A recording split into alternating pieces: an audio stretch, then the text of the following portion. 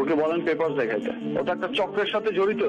ও চাইতেছে আমি শেষ, মানে ওই চক্রটা চায় যে শাকিব খান শেষ, মানে বাংলা চলচ্চিত্রই শেষ। আমার জীবনের একটি নতুন অধ্যায়ে आज तुम्हारी हमारी बराबरी होगी देव।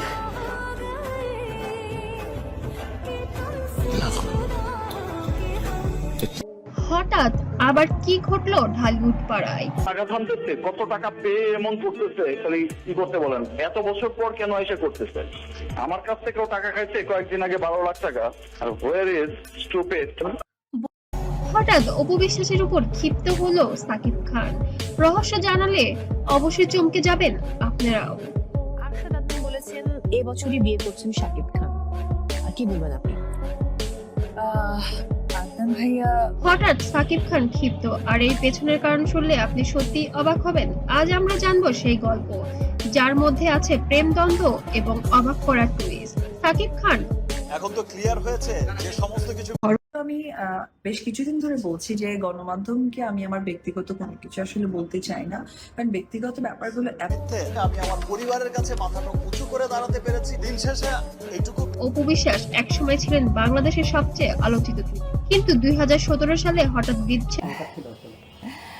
আপনারা জানেন আসলে বাইরে যাওয়ার কথা ছিল, কিন্তু সে তো এখন অনেকটা বড় ঘটে তাদের। ফ্যানটা তখন ধামাকা খবরের অপেক্ষায় ছিল। বিচ্ছেদের কারণ ছিল কিছু ব্যক্তিগত মতবিরোধ এবং মিডিয়ার চাপ।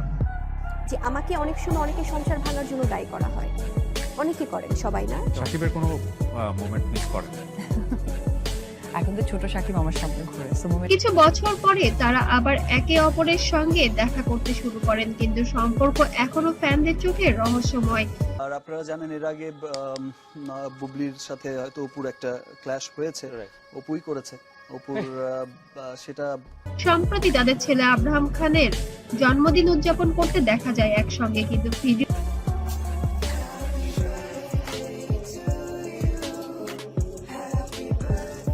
সাকিব খান কিছুটা খিটখিটে আচরণ করছেন। কেউ কারো দিকে যেন তাকাচ্ছে না, খুব রাগ অভিমান এমনটাই বোঝা যাচ্ছিল তাদের চেহারার উপরে। ফ্যানরা তখন সোশ্যাল মিডিয়ায় প্রশ্ন তুলছে কেন হঠাৎ সাকিব ক্ষিপ্ত। কেউ বলেছেন এটা শুধু মজার মুহূর্ত। যারা কিনা হিজাব পড়ছে, I am sorry to say, but এই ধরনের গুজব। আবার কেউ বলেছেন তাদের মধ্যে ব্যক্তিগত মতবিরোধ রয়েছে। আমি তোমার সংসার করব না, আমি চলে গেলাম, আমি এই সংসারে আসবই না, তুমি আমার যোগ্যই না।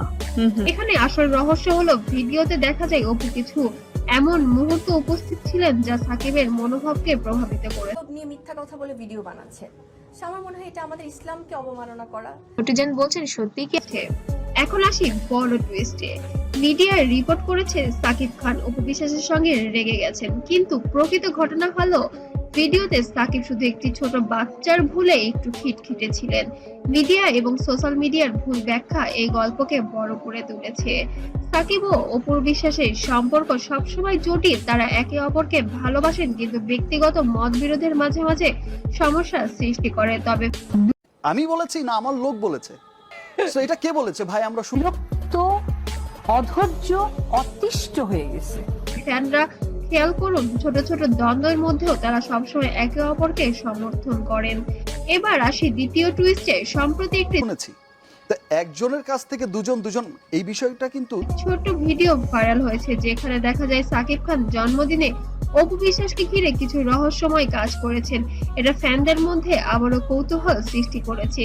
কি এমন ঘটনা ঘটতে চলেছে তাহলে সোশ্যাল মিডিয়ায়?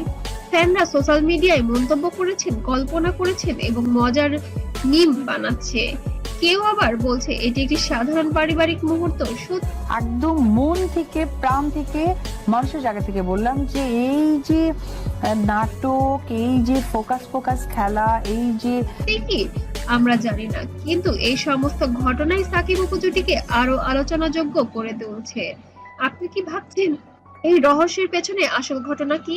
কমেন্টে আমাদের জানান আপনার ধারণা এবং সাবস্ক্রাইব করতে যেন ভুলবেন না। আর আমরা আনবো আরো চমকপ্রদ আপডেট এবং গোপন তথ্য এবং সাকিব অপুর জীবনে বর্তমানে কি ঘটতে চলেছে আগামী ভিডিওতে অবশ্যই জানাবো। তখন আমি তো তখন তাকে ছাড়া হি ইজ মাই ওয়ার্ল্ড। সে যা বলছে, সে যা